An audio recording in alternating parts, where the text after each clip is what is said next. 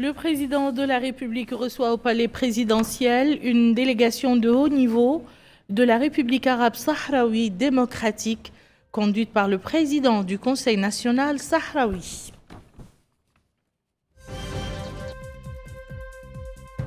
Le président de la République préside la 3e réunion du Conseil supérieur des investissements et réaffirme l'engagement de l'État à donner suite aux recommandations formulées lors de cette réunion.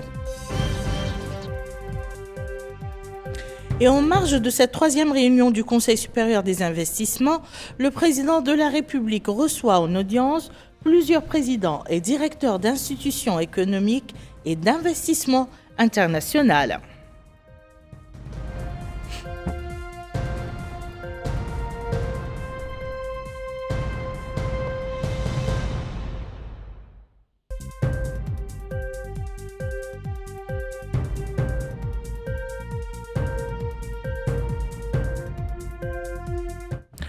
Madame, Monsieur, bonsoir et bienvenue dans le journal. Le président de la République, Monsieur Mohamed El-Cheikh El-Ghazouani, a reçu aujourd'hui au palais présidentiel à Nouakchott une délégation de haut niveau de la République arabe sahraoui, conduite par le président du Conseil national sahraoui, Monsieur Hamma Salama, envoyé spécial du président sahraoui.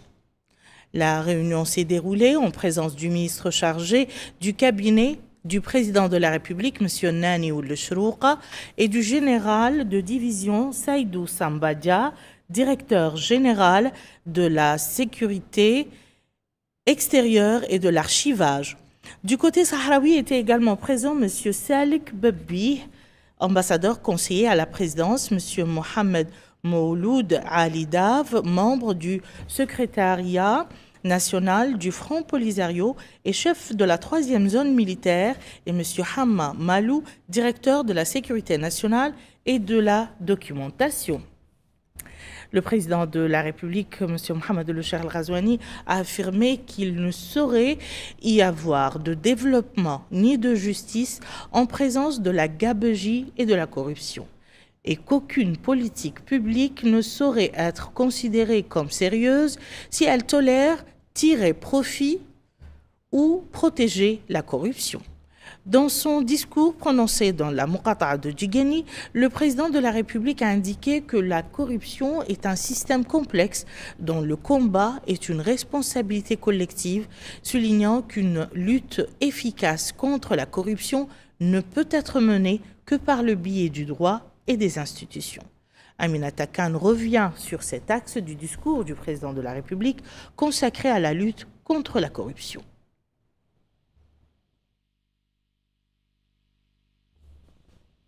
Le président de la République, Mohamed El-Cheikh El-Ghazouani, a déclaré devant les cadres à Djigeni que la fermeté dans la lutte contre la corruption est actuellement la politique suivie par le gouvernement. Elle se caractérise par la gestion rationnelle et l'efficacité dans la mobilisation des ressources. Dans cette perspective, il a annoncé que le gouvernement a adopté une méthodologie basée sur la mise à jour annuelle des besoins de développement au niveau de chaque wilaya, ce qui permettra de programmer toutes les demandes soumises par les citoyens dans les différentes muqata'a du pays. Le président de la République a ajouté que le défi fondamental du développement reste la mobilisation des ressources nécessaires pour financer les exigences du développement, soulignant que la poursuite de la politique actuellement suivie, caractérisée par la rationalisation, permettra de mobiliser une partie importante de nos besoins pour financer nos programmes de développement. Pour dynamiser le secteur économique de notre pays et les politiques financières, plusieurs marges budgétaires ont été créées, ce qui a rendu possible la mise en œuvre de grands programmes de développement dont le programme d'urgence pour le développement local, a annoncé le chef de l'État. Mohamed Cheikh Al-Ghazouani, président de la République, a en outre affirmé que les programmes et les ressources n'auront aucun résultat s'il n'y a pas une politique basée sur la bonne gestion et la lutte contre la corruption, soulignant qu'il n'y a point de développement avec la corruption, pas de justice avec la corruption et pas de sérieux dans toute politique publique qui existe et profite de la corruption ou la protège.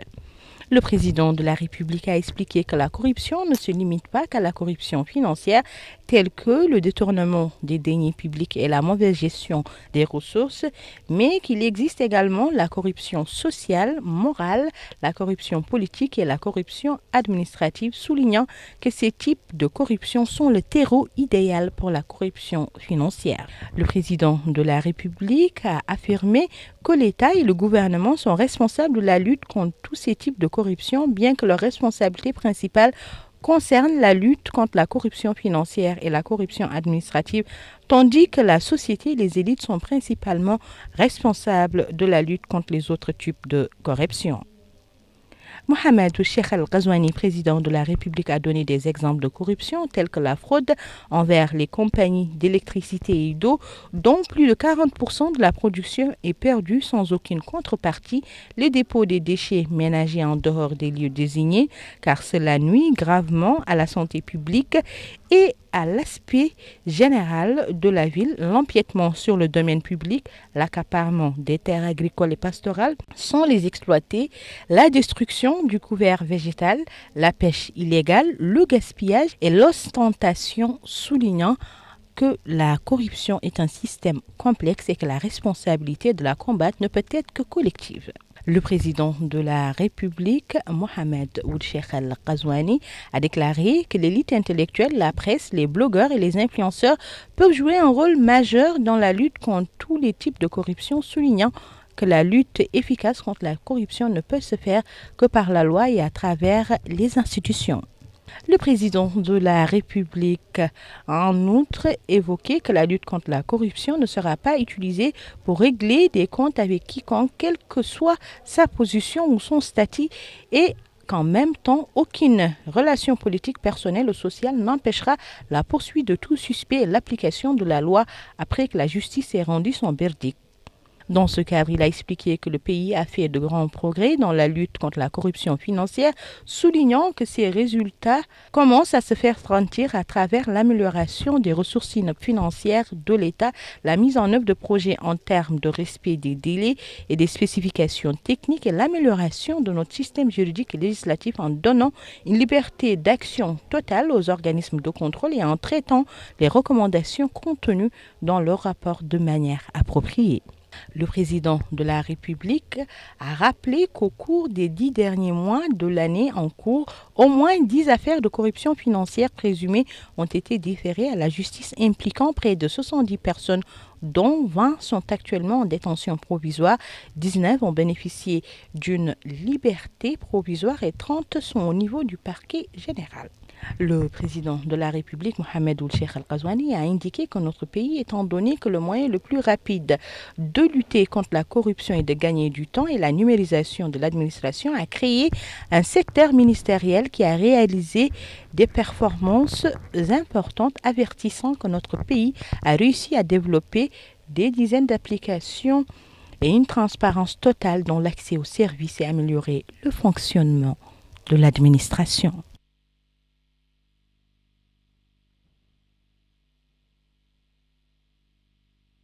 Le président de la République, M. Mohamed Cheikh Al-Ghazouani, a réaffirmé que le Conseil supérieur de l'investissement en Mauritanie joue depuis sa création un rôle central en identifiant les défis et les obstacles auxquels sont confrontés les acteurs économiques et en proposant des solutions qui ont contribué à l'élaboration et à la mise en œuvre au cours des dernières années de réformes fondamentales dans le cadre de la politique nationale d'investissement. Dans un discours prononcé ce mardi lors de la 3e réunion du Conseil supérieur de l'investissement en Mauritanie, le président de la République a indiqué que ces réformes confirment la forte volonté de la Mauritanie d'offrir un climat des affaires stable, transparent et compétitif. Bokar Baylabanzon des plus. Au nom d'Allah, le miséricordieux, le clément, Monsieur le Premier ministre, Mesdames et Messieurs les ministres, Mesdames et Messieurs les membres du Conseil supérieur de l'investissement, chers participants, je suis heureux de présider avec vous aujourd'hui le lancement des travaux de cette troisième session du Conseil supérieur de l'investissement. Je vous souhaite à tous la bienvenue et apprécie votre présence ici aujourd'hui, en particulier celle de ceux d'entre vous qui ne résident pas en Mauritanie. Cette présence témoigne de l'importance de ce cadre consultatif qui renforce sans cesse le rôle de ce Conseil en tant que pilier essentiel de la gouvernance économique de notre pays. Comme vous le savez, depuis sa création, ce Conseil joue un rôle central en identifiant les défis et les obstacles auxquels sont confrontés les acteurs économiques. Il propose également des solutions qui contribuent à la mise en place et à la mise en œuvre au cours des dernières années de réformes fondamentales dans le cadre de notre politique nationale d'investissement, telles que la modernisation du Code des investissements, la simplification des procédures administratives, la numérisation progressive des procédures et le renforcement des mécanismes de soutien et de financement des petites et moyennes entreprises. Ces réformes confirment notre engagement ferme à offrir un climat des affaires stable, transparent et compétitif. Nous sommes déterminés à offrir aux investisseurs nationaux et étrangers les conditions propices et incitatives nécessaires à la promotion de l'innovation et de la croissance et à la contribution efficace à la transformation économique de notre pays. Cette détermination est renforcée par la situation internationale actuelle, qui se caractérise par des transformations rapides des chaînes de valeur, des contraintes environnementales croissantes, la nécessité d'une transition énergétique et une réorganisation accélérée des équilibres concurrentiels sous l'effet de l'essor de l'économie numérique. Il est vrai que ces transformations posent des défis qu'il faut s'efforcer de relever, mais elles représentent en même temps des opportunités considérables pour les pays capables de s'y adapter avec sagesse et succès. Dans ce contexte, notre pays dispose d'avantages considérables, tels que sa stabilité sécuritaire, politique et économique, sa situation géographique privilégiée, ainsi que ses richesses animales, maritimes, agricoles et minérales. La transformation de ces atouts en un facteur réel et efficace de croissance et de prospérité nécessite une coordination étroite et un dialogue régulier entre l'État et le secteur privé. C'est pourquoi les avis, analyses et suggestions de votre Conseil sont essentiels pour nous permettre de renforcer l'efficacité des réformes que nous menons et d'accélérer la transformation économique structurelle que nous souhaitons. Je vous assure que nous tiendrons compte de toutes les conclusions de cette troisième session du Conseil supérieur de l'investissement.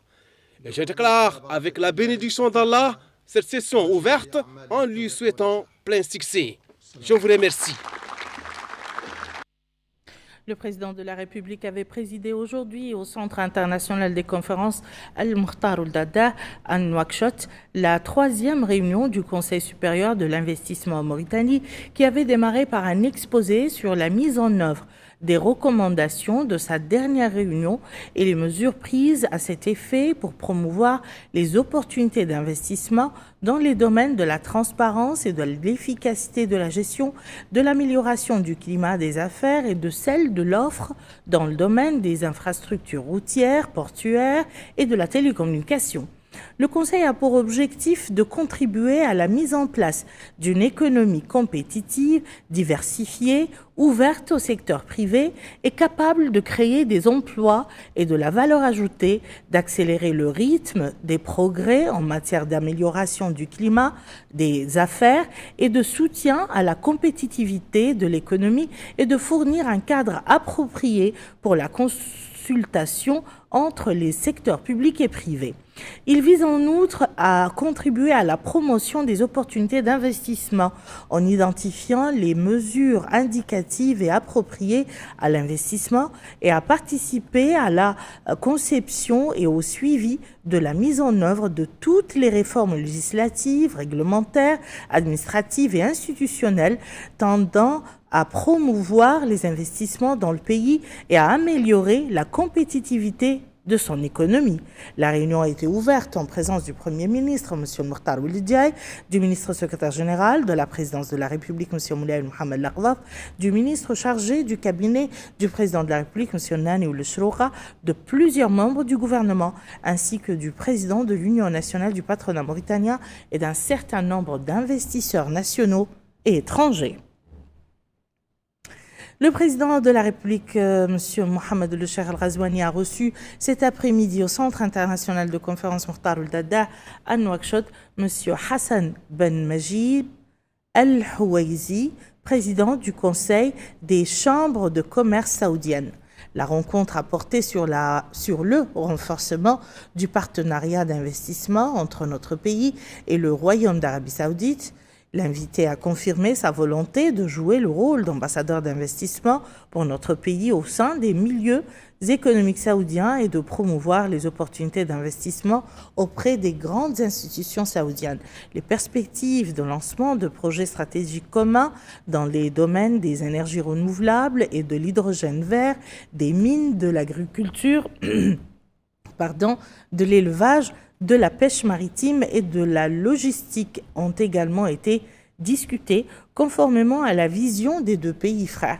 L'importance de soutenir la préparation d'un ensemble de projets prêts à être financés, de faciliter la mobilisation des financements saoudiens, ainsi que de renforcer le transfert d'expertise et le renforcement des capacités par la formation et le jumelage technique dans les secteurs vitaux a été soulignée. Cette rencontre reflète la nouvelle dynamique du partenariat entre notre pays et l'Arabie saoudite, ainsi que son rôle dans la promotion de l'investissement et du développement.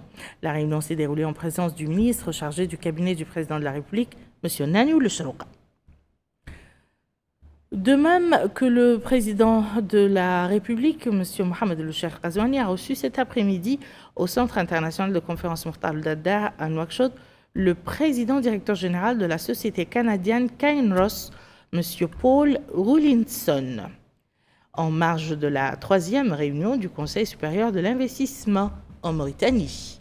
Au cours de cette rencontre, les deux parties ont discuté des moyens de renforcer la coopération entre le secteur minier, de soutenir la transformation locale des minerais, de former des compétences nationales et d'intégrer les entreprises nationales dans les chaînes de valeur. La rencontre s'est déroulée en présence du ministre chargé de cabinet du président de la République, M. Nani Ould Chrouqa. Le président de la République, M. Mohamed El Cheikh Ghazouani, a également reçu cet après-midi au Centre international des conférences Mokhtar Ould Daddah le professeur Ahmed Osmangoul, président du conseil d'administration de la fondation turque OTID. La réunion a porté sur un projet de création d'une zone industrielle en partenariat avec la Turquie, axée sur le transfert de technologies dans les domaines de l'emballage, du froid et de l'industrie manufacturière légère. Ce projet permettra d'accroître la valeur ajoutée et de créer de nouvelles opportunités d'emploi et d'investissement. Cette initiative témoigne de l'engagement de notre pays à attirer des partenariats industriels de haut niveau et à développer son infrastructure de production. La rencontre s'est déroulée en présence du ministre chargé du cabinet du président de la République, M. Nani Ould Chrouqa. Le président de la République, M. Mohamed El Cheikh Ghazouani, a reçu cet après-midi également au Centre international des conférences M. Mokhtar Ould Daddah à Nouakchott, Mme Wang Ling, vice-présidente du groupe chinois Peiying Sorek SA. L'entretien a porté sur la mobilisation de nouveaux investisseurs chinois intéressés par le marché national, en particulier dans les secteurs industriels, avec un accent sur le développement de la valeur ajoutée à travers la transformation, la fabrication et le conditionnement dans le domaine maritime. La rencontre s'est déroulée en présence du ministre chargé du cabinet du président de la République, M. Nani Ould Chrouqa. Le président de la République, M. Mohamed El Cheikh Ghazouani, a reçu également cet après-midi au Centre international des conférences Monsieur Mohamed Al-Kattani, président directeur général du groupe Attijari Wafa Bank, La rencontre a porté sur les perspectives de renforcement de la coopération avec le groupe, notamment dans le domaine des énergies renouvelables. M. Al-Kattani a exprimé la volonté de son institution de mettre son expertise et ses financements au service des projets éoliens et solaires dans notre pays, en particulier dans les zones industrielles, tout en veillant à intégrer le contenu local et à encourager un modèle de partenariat entre la banque, l'industrie nationale et les énergies propres. La possibilité d'étendre les solutions de financement des petites et moyennes entreprises dans notre pays a également été examinée en s'appuyant sur l'expertise pionnière du groupe Attijari Wafa Bank. Cette rencontre renforce l'orientation de notre pays vers le développement du secteur des énergies durables et le soutien au secteur privé national. La rencontre s'est déroulée en présence du ministre chargé du cabinet du président de la République, M. Nani Ould-Chrouqa. Le président de la République, M. Mohamed Ould-Cheikh Al-Ghazouani, a reçu cet après-midi au Centre international des conférences M. Moustapha Moussadak Bali, directeur général de la chaîne hôtelière Azalaï. La rencontre a porté sur le renforcement des investissements d'intra-africains et le rôle du secteur privé en Afrique de l'Ouest dans le soutien à la croissance économique régionale. L'invité a également présenté les projets d'extension de l'hôtel Azalaï à Nouakchott et d'amélioration de l'offre touristique et commerciale dans notre pays. Cette rencontre reflète la nouvelle dynamique de soutien à l'investissement hôtelier et au développement des infrastructures touristiques nationales. La rencontre s'est déroulée en présence du ministre chargé du cabinet du président de la République, M. Nani Ould-Chrouqa. Dans un discours prononcé au nom du président de la République lors de la clôture ce soir de la 3e réunion du Conseil supérieur de l'investissement en Mauritanie, le Premier ministre, M. Mokhtar Ould Djaï, a déclaré que les réformes découlant du nouveau Code des investissements progressent dans leur mise en œuvre. Il a précisé que les premiers partenariats dans le cadre de la nouvelle loi sur les partenariats publics-privés commencent à se concrétiser, tout comme des instruments financiers innovants destinés à soutenir les petites et moyennes entreprises commencent à être activés et que les projets d'infrastructures dans les secteurs portuaires, énergétiques, numériques et logistiques se développent de manière remarquable. Le point avec Maïmouna Lo. Lors de la clôture de la 3e session du Conseil supérieur de l'investissement, le Premier ministre Mokhtar Djaï a exprimé au nom du président de la République, M. Mohamed Ould-Cheikh Al-Ghazouani, et en son nom ses remerciements aux participants pour leur contribution. Il a salué la qualité des échanges qui ont confirmé la maturité du partenariat public-privé. Le Premier ministre a rappelé que les discussions avaient montré des progrès importants récemment réalisés. La mise en œuvre des réformes issues du nouveau Code des investissements, l'émergence des premiers partenaires dans le cadre de la loi sur le partenariat public-privé, l'opérationnalisation des instruments financiers innovants pour soutenir les PME, ainsi que l'évolution tangible des projets d'infrastructures énergétiques, numériques, routières, portières et logistiques. Il a ajouté que la réforme récente de l'Agence de promotion des investissements, fondée sur les recommandations du Conseil, lui permettrait d'élargir ses missions et de jouer pleinement son rôle de bras opérationnel et de secrétariat général. Il a également précisé que la modernisation de la formation professionnelle et de l'enseignement supérieur se poursuivait pour les adapter aux besoins du marché du travail, parallèlement au développement méthodique de l'environnement général de l'investissement et du climat des affaires, afin de renforcer leur attractivité et leur compétitivité. Le Premier ministre a affirmé que ces résultats traduisaient une vision stratégique claire, une volonté politique ferme du président et de son gouvernement, ainsi qu'une mobilisation collective et une coordination renforcée des acteurs pour accélérer la transformation économique du pays. Il a salué le rôle central de l'Agence de promotion des investissements dans sa nouvelle configuration ainsi que celui des institutions publiques et privées et des partenaires techniques, tout en reconnaissant les défis qui subsistent. Il s'est dit confiant que l'action collective et les suivis des recommandations conduiraient vers l'objectif recherché.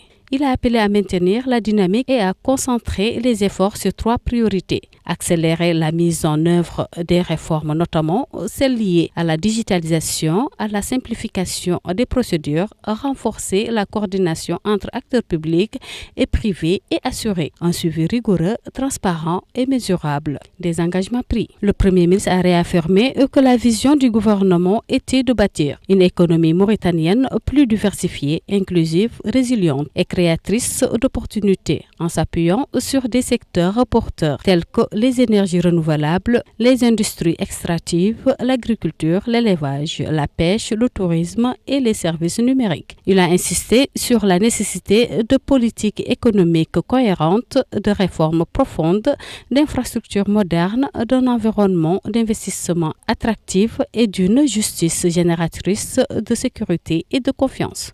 Le Premier ministre Makhtar Ould Diaye a déclaré que le secteur privé était le moteur principal de la transformation économique et que la confiance des investisseurs constituait un capital précieux à préserver et à transformer en investissement durable et responsable. Il a assuré que toutes les conditions nécessaires seraient fournies, notamment la sécurité, la stabilité politique, l'état de droit, la bonne gouvernance, la clarté des orientations et la stabilité du cadre fiscal et douanier. Avant de clôturer, il a précisé que le Conseil supérieur de l'investissement n'était pas un simple espace de dialogue, mais un outil de travail commun et un mécanisme d'orientation et d'accélération des réformes. Le Premier ministre a invité les participants à poursuivre ce travail avec le même esprit d'unité et de détermination, affirmant que la Mauritanie disposait des atouts, des ressources et de stabilité nécessaires pour progresser avec assurance. Grâce aux efforts conjoints, ces atouts pourraient être transformés en opportunités réelles et durables.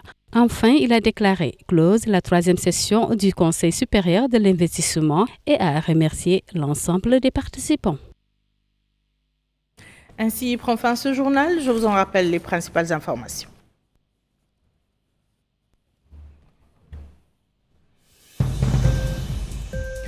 Le président de la République reçoit au palais présidentiel une délégation de haut niveau de la République arabe sahraoui démocratique, conduite par le président du Conseil national sahraoui. Le président de la République préside la 3e réunion du Conseil supérieur des investissements et réaffirme l'engagement de l'État à donner suite aux recommandations formulées lors de cette réunion.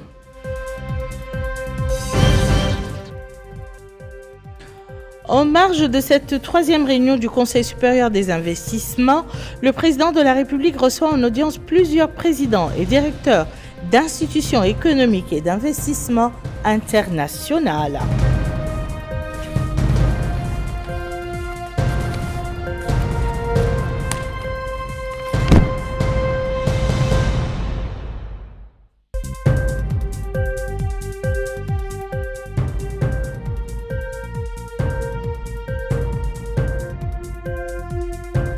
Merci, Madame, Monsieur, de nous avoir suivis. À demain, Inch'Allah.